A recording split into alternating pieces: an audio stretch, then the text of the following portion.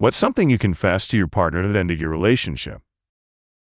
Hey people of Reddit, welcome back to our channel. Today we're delving into some deep waters. We're exploring confessions that shattered relationships. Stick around as we uncover the moments when honesty turned the tide, leading to the end of relationships. Let's dive in.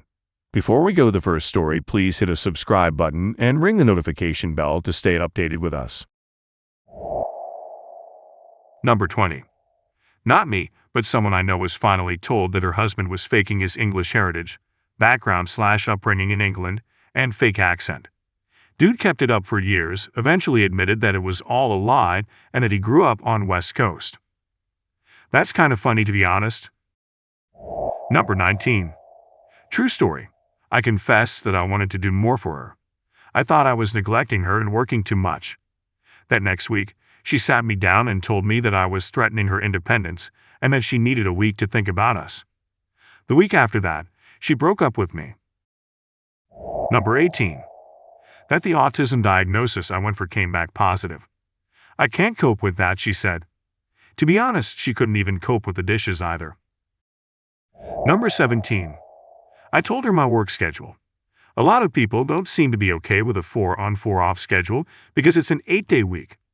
1 month I'm working weekends, the next month I'm off on the weekend. The ones where I'm working, they don't seem to get enough attention on their days off. Number 16. That I didn't believe the Bible was scientific fact. I didn't realize her family was hardcore fundamentalist Christians that spoke in tongues and believed everything in the Bible was historical and scientific fact. Broke up with me on the spot. We'd only been dating a couple weeks and this was the first time religion had come up somehow. We stayed friendly but never went out again. 2 years later, she was dating a woman and was abandoned by her family.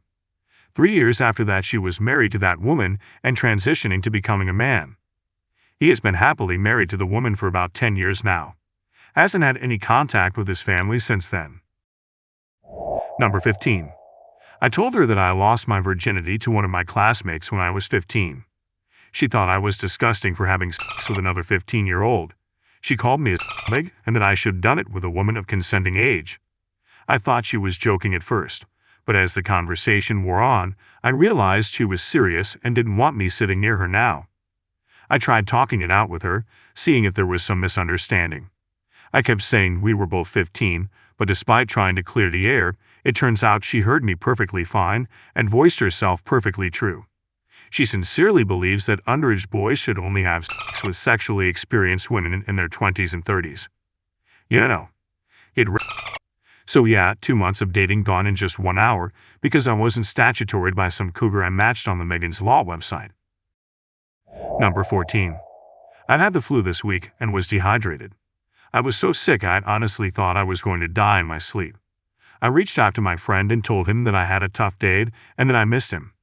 Told him how happy he made me feel and how much I trusted him. I love him as a person/friend. He took the whole conversation completely wrong and assumed I was emotional over him and that I loved him romantically. He told me to never text him again and to leave him alone.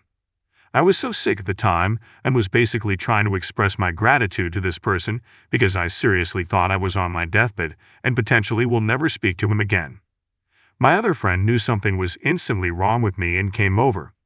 Took me to the ER and I was admitted overnight because of how dehydrated I was and to help support my body's recovery from the flu. Thankfully, I'm feeling better now and able to hold food down. I guess I thought he was a better friend, but I was completely wrong. Number 13. That I had depression. I was crying in front of her. She went through 2 bouts of depression during our relationship, so I thought she could help. She called the cops on me.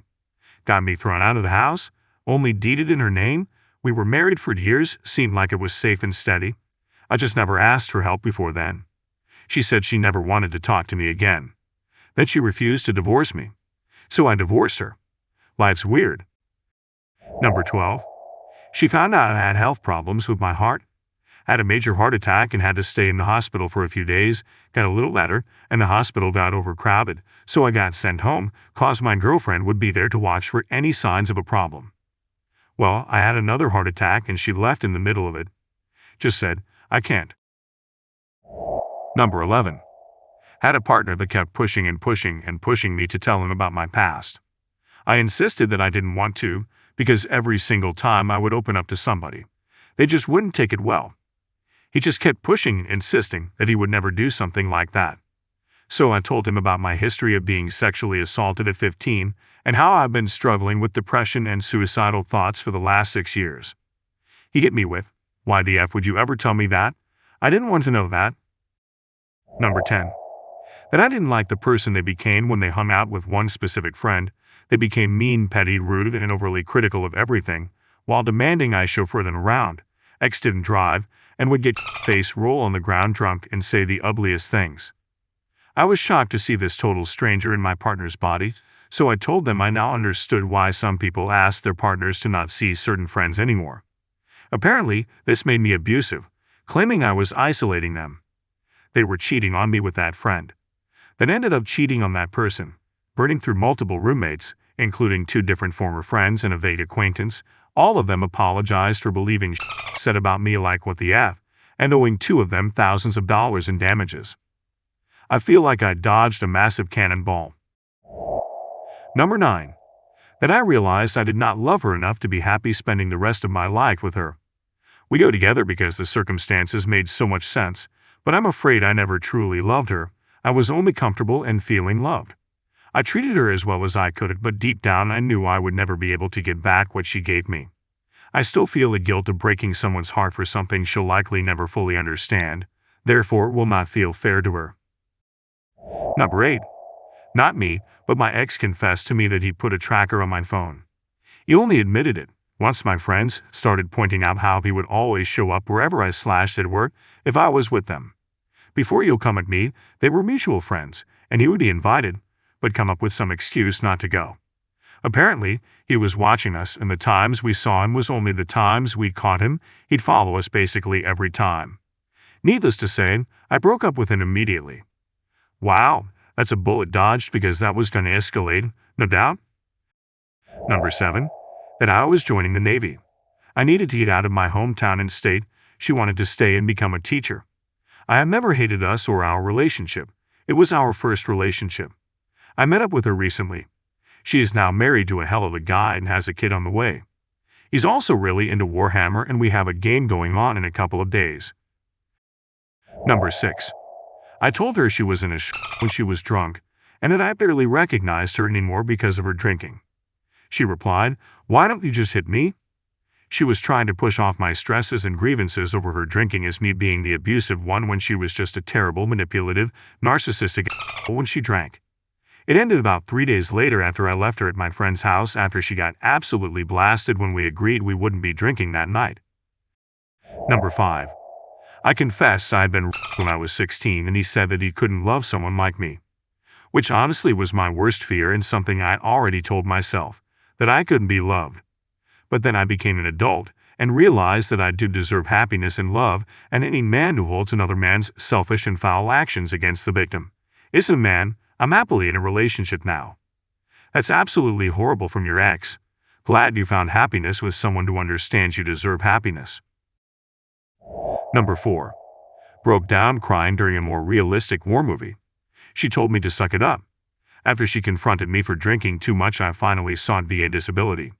Diagnosed with depression, PTSD, anxiety, among other things. Bills started pouring in, and I told her we can't afford certain luxury things because I was the sole breadwinner. I said I felt like I was drowning and my head is slowly slipping under the surface. She told me to figure it out. So I did. We divorced, and I'm much more happy and no longer on the train of be a man and tighten your bootstraps. I got help and know that it's okay to do so. Number 3. That I wasn't okay with her going around telling everyone we were going to get married and move to Nashville, when I didn't say that, or that I wanted her to be the mother to my children, when I didn't say that, or I wanted to put a ring on her finger, which no the F, I did not. Number 2. That I didn't believe in astrology and tarot cards. She then said her tarot cards told her to break up with me. Sure dodged a bullet there. Neat thing about tarot cards, they don't tell you anything really. They basically act as prompts to make you actively think about things you kind of already know, but maybe aren't aware of. Tarot cards pretty much work like cold readings on yourself. So basically she knew the relationship wasn't working subconsciously, and the tarot reading made her think about it, or she already was gonna break up with you and blame the cards. Number 1. My friend was telling us that she threatened to kill herself if her boyfriend broke up with her. I said this was toxic and that I wouldn't kill myself if my boyfriend broke up with me. My boyfriend broke up with me the next day because apparently not wanting to kill myself meant that my love for him was not true. 7th grade is freaking I'm a middle school teacher now, and whenever I feel shocked by the behaviors I see, I just think back to this. Thanks for tuning in. If you've got a story to share or want more relationship insights, drop them in the comments below. Don't forget to like, subscribe, and hit the notification bell to stay updated on our latest content. Until next time, take care and keep those conversations going.